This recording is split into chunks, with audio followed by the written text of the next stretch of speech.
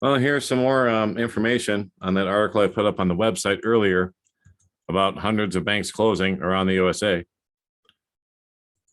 Wells Fargo, Bank of America, and other banks temporarily closed hundreds of branches.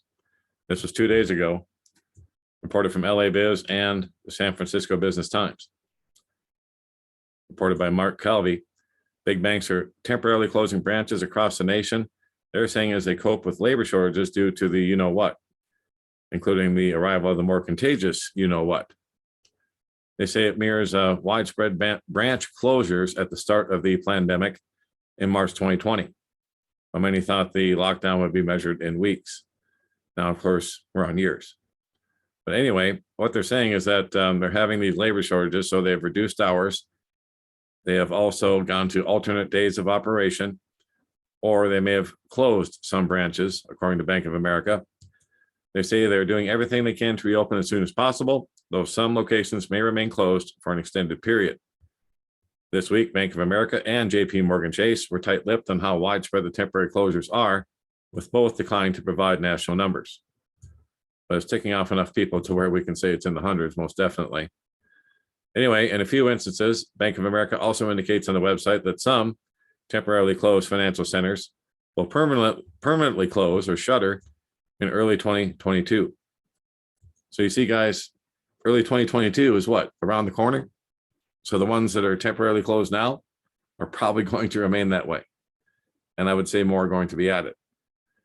Now, nationally, Wells Fargo said it has about 4,800 branches and 94% are open, suggesting that 288 are temporarily closed across the country. Now, its website lists at least one branch in the Charlotte area is temporarily closed. And so let me know, guys, are you seeing branches closed in your area? Put it down in the comments. Wells Fargo has 86 branches across the Charlotte region. They said our temporarily closed locations will resume operations as soon as possible. We're sorry to inconvenience any customers who may do their banking at one of our temporarily closed branches. Wells Fargo customers are advised to check the bank's website to find out whether a branch is open or closed, or use the bank's online and mobile banking features. Well, yeah, of course, that's what they want you to do, is they can still charge you money for using them, but they don't have to pay an employee, so there's that. Bank of America offered some insight into what's driving its temporary closures. They say that their temporary financial center closures occurred in areas where we're seeing fewer visits or where staffing is not sufficient for all to remain open. And of course, they're also blaming that on the you know what. So there you go. That's the latest on that situation.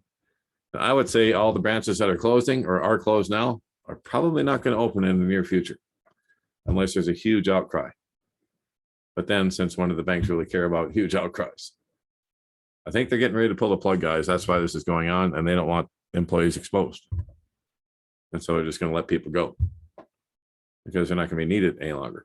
That'll be one reason. I mean, there's a big reason that they released this information right before Christmas as well. As you can see, 2 days before. The news cycle was ending because of the holiday weekend. And so, it's just like a Friday. Not many people are going to see it because most of the press corps is gone. But there it is. I'm still on duty, as always. Keep my eyes on things so that you guys know and give you a heads up. Now, I'm not going to advise you on what to do financially or anything like that because I'm not, qualified to do that. But as always, I would advise you to be prayed up and prepped up and have some cash on hand, like I always say. Have as much cash on hand as possible at all times during these times, in my opinion, simply due to the fact that you don't know what's going to happen tomorrow. We've had ATM outages, we've had bank outages over the last 3 years, more and more often now.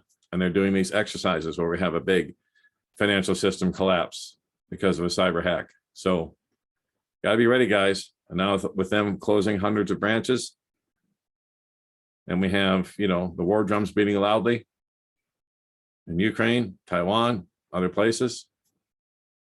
Got to be ready at all times. Jesus Christ is the way, the truth, and the life. No one gets to the Father but through him.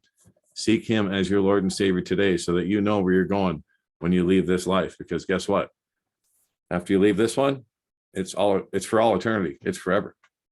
This life is so short in comparison. So make sure you're going to the right place and ask Jesus Christ to be your Lord and Savior today. All right. Well, that's it for now.